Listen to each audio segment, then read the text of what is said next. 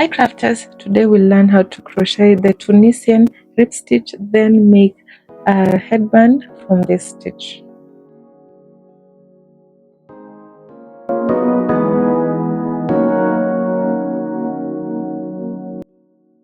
Just a reminder, there are links in the description box that lead to patterns that I've already published. These sites are Lovecrafts and Ravelry. Also, I have links to my Instagram page where you can view my work, my crochet, knit, and fashion work. In addition, if you are interested in learning the Tunisian crochet stitches, there's also a playlist that leads to all these tutorials that I've made so far. For this particular headband, I'm using my Tunisian crochet hook. This is 4.5 millimeters. You can also use the usual crochet hook because our headband is not as big, but I think it's best working with a Tunisian hook. If you can handle this one, also works. You're also going to need a tape measure to measure the circumference of your head or whoever you're making the headband for. Also going to need scissors or shears to cut off your ends. Then lastly, we'll use a darning needle to weave in our yarn. For this particular headband, I'm using paint box yarn, Simply Decay. This is just scrap yarn that was left from my Heartful Hilda Granny Square blanket. You can make your band as thin or as wide as you'd like. In my case, I'll just make it a thin band. What to keep in mind is your chains have to be a multiple of 2. So you can chain any number as long as it's a multiple of 2. So to show you the rib stitch, I'm going to chain 10 stitches using my Tunisian crochet hook. 2, 3, 4, 5, 6, 7, 8, 9, 10. That's my row 1, and this is how big my band will be, my neck headband. So I want it to be just a narrow bit. Then the first chain on your hook, the chain on your hook does not count. So you're going to start from the next one, this one, and then skip the first one, then insert your hook into the second chain from the hook. So insert your hook, yarn over and pull up a loop. Insert your hook again into the next, yarn over, pull up a loop.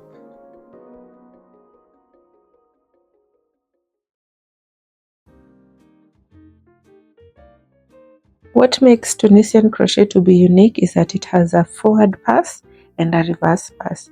This is something I've mentioned in the other tutorials. So the forward pass is worked from right to left, and then the reverse pass is worked from left to right. That is, you're going forwards, and then at the end of your row, you start another row that goes backwards to the start. So let's keep pulling up loops.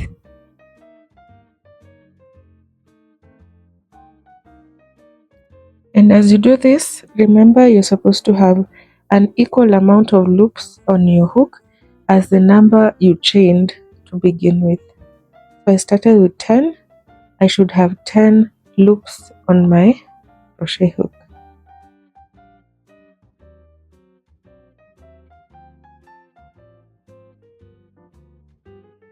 So just confirm that's 10. So we're done with our forward pass. Then I'll show you what to do into the next row. So after row 1, I have 10 loops on my crochet hook. Then I'll start going towards the right as I do the reverse pass. Then the first loop, you'll just go through that one only so that you can create a beautiful border for your rib stitch. So yarn over, insert, pull up a loop and go through 1, yarn over, go through 2, yarn over, go through 2, yarn over, 2, 2, 2 till the end. Remember the first one, you go through just 1 loop, then from there go through 2 loops. That is our reverse pass, done with row 1 and row 2. Starting off row 3, you're going to skip the first bar, this one. We call them bars. These ones that look like they just align. So there's the first bar and then there's the second one, so on, so on. So you'll skip the first one, and into the second, you'll insert your hook from right to left, yarn over, pull up a loop. Now this is where we'll start making our rib stitch. And this one, this stitch, you'll start from the left to the right, and there's a way you angle your hook. Just watch keenly. So we start from left to right, hook that bar, that again, hook the bar, turn your hook, goes in, yarn over, and pull up a loop. So that's how you make the ribbing. And if you can see, we have our first rib there. The rib looks like a V. So going into the next section of ribbing, the first one, just insert your hook from right to left, yarn over and pull up a loop. Then the next one, to make your rib stitch, start from left to right, angle your crochet hook, insert your needle, out it goes, yarn over, pull up a loop, and that's it. We have another rib stitch done. So again, right to left, yarn over, pull up a loop, then left to right, angle your hook, insert, yarn over, and pull up a loop. Let's do the last one, right to left, yarn over, pull up a loop, that's it. And then the next one, left to right, angle your hook, yarn over, and pull up a loop. So we have 1, 2, 3, 4 loops. Then into the last one, we have one last bar, but we'll go through this first bar and the next to create a beautiful border for our headband. So yarn over, pull up a loop, and we're done with this row. So let's go through the reverse pass. Yarn over, go into one, pull up a loop, yarn over, go through 2 loops, yarn over, go through 2 loops, yarn over, go through 2, 2, 2 till the end.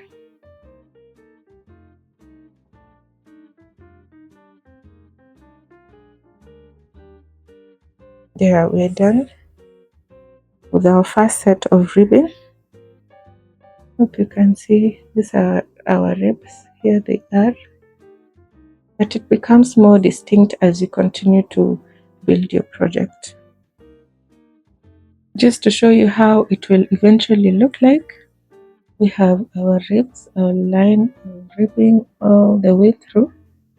This is our ribbing, and I like using this particular yarn because it's having different shades of purple and pink, a bit of green and white, and the texture is really good, and it's quite a stretchy ball of yarn. So this is the way your headband is supposed to look. It's quite sturdy. When you pull it this way, it's sturdy, but on the length, it's stretchy. You can see our lines of ribbing all the way. Then we have our beautiful borders on the sides. Let's try another row using a hook like this. Still, it works. If you don't have a Tunisian crochet hook, you can still use this simple hook as long as you're able to hold your loops so that they don't fall off. So again, skip the first bar and into the second, insert your hook from right to left, yarn over, pull up a loop into the next one, left to right, angle your hook,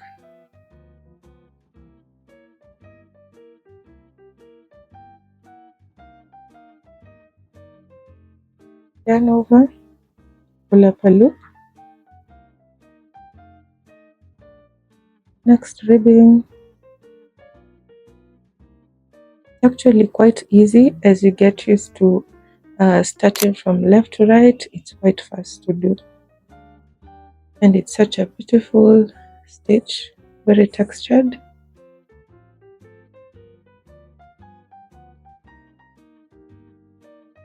Left to right, angle your hook, yarn over, pull up a loop. Then at the end, remember you'll insert your hook into those two loops at the very end, so that you can have a beautiful border. There we go, into both of them. First one, then the second one, yarn over and pull up a loop. It still works on your crochet hook. Doesn't need to be a Tunisian crochet hook as long as your project is not long. So the reverse pass, yarn over, pull up a loop, go through one, then go through two, till the end.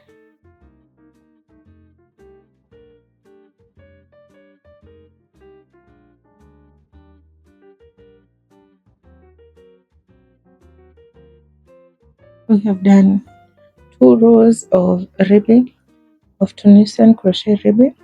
I'd like to show you once more, then from there leave you to crochet up to the length you like, and then we'll meet at the end to sew in our ends and then finish up the head. Okay, let's go through that once more. Skip the first bar and into the next one, right to left, yarn over, pull up a loop, into the next one, left to right, angle your hook, yarn over, pull up a loop,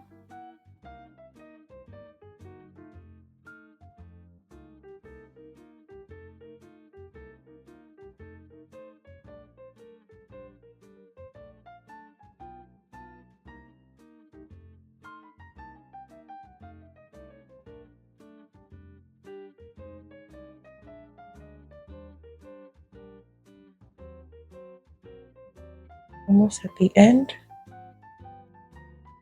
And at the end, remember to go through both loops at the end for a beautiful border. And over, pull up a loop, reverse pass, go through one loop, and two, till the end.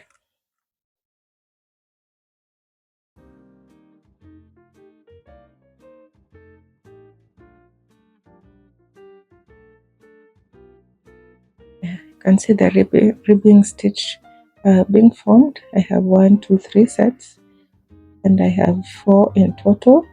So that means if you chain 10, you'll have 4. That means I have 2 extra stitches on the end. Then I have my 2 here, 2, 2, 2. So this is the way our ribbing is supposed to look like. You may find it easy to use a shorter length of hook when doing a smaller project like this. I tend to find this to be a bit tedious when it's a short project. So this is faster for me. As long as you know what you're doing, it's going to be just as good.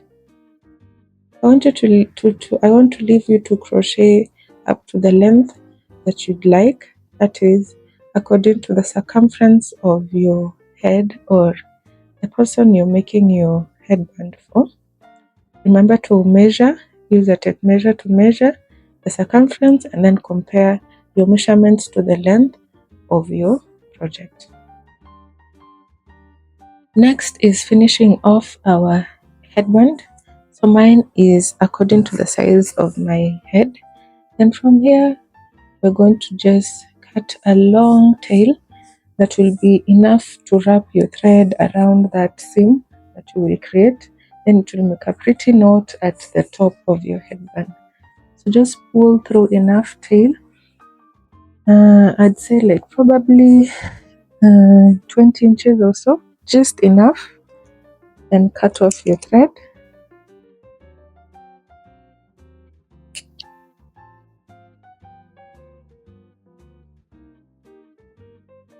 And I just like to secure my thread here.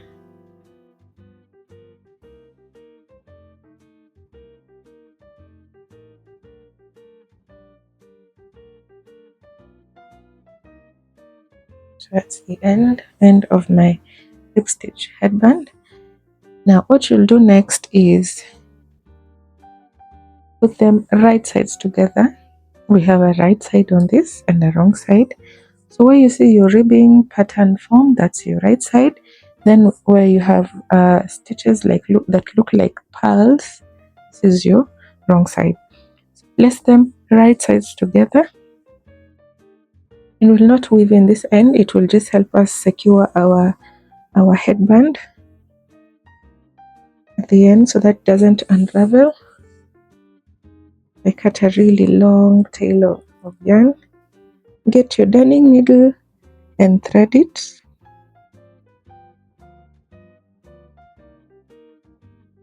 You can use various stitches to secure this end, but for now we'll use whip stitches. So whip stitch, hold your work like this as it faces you. Then we'll start the stitch from right to left, going through those loops that we had from the end and the start of our project. Then just pull through, then whip stitch all the way till the end of the shorter side of your headband.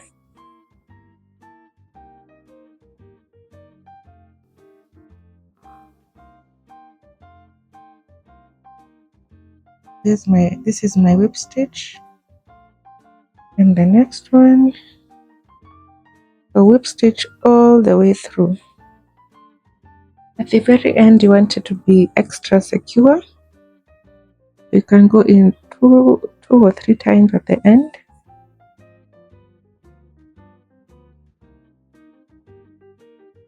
Then that tail we left off at the beginning, use that to tie a knot.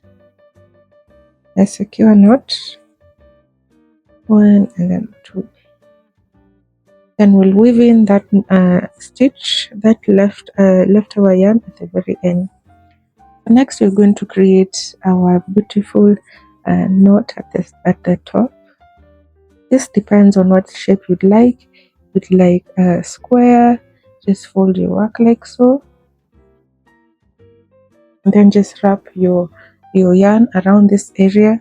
You would like to have it just pinched in, that also works.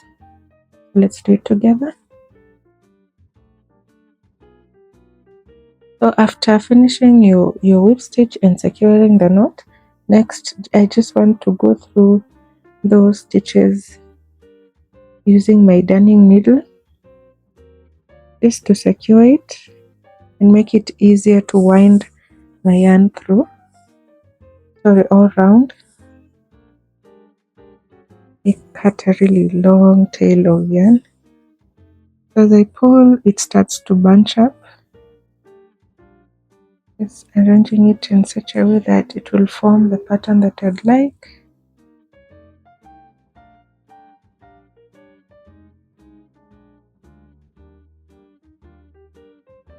And I'll do it again on the other side. Just secure.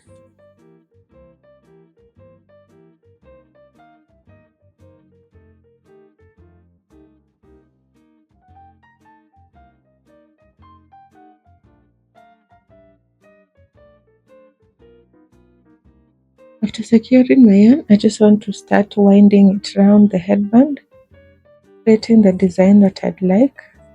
On the first pull, you will arrange it into however you want. If you want a square at the top, if you just want ridges, so on. And just wrap your long tail of yarn around that particular seam. Maybe a bundle of work because of the amount of yarn that you have cut off. In my case, it's quite long. I want a really thick knot at the front. Just wrap around, and create the design that you'd like, and then meet at the end and compare our headbands. I have my headband all bunched up at the center. That's it. And I'd like to show you how to weave in this extra piece of tail that I have left. Put your yarn back into your needle, making sure that your tie is secure, and just want to go through to the back and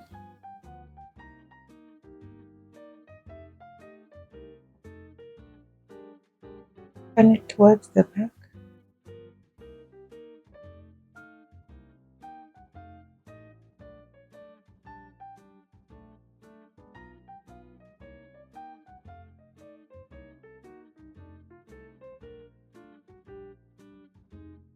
Just weave through some of those stitches or those pieces of yarn.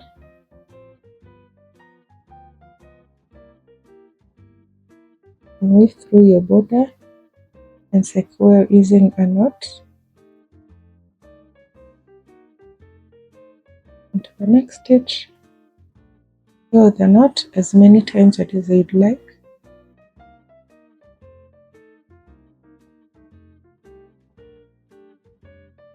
Yes, then from there, just cut off your tail. And then we're done. We're done with our headband. Our Tunisian Rib Headband.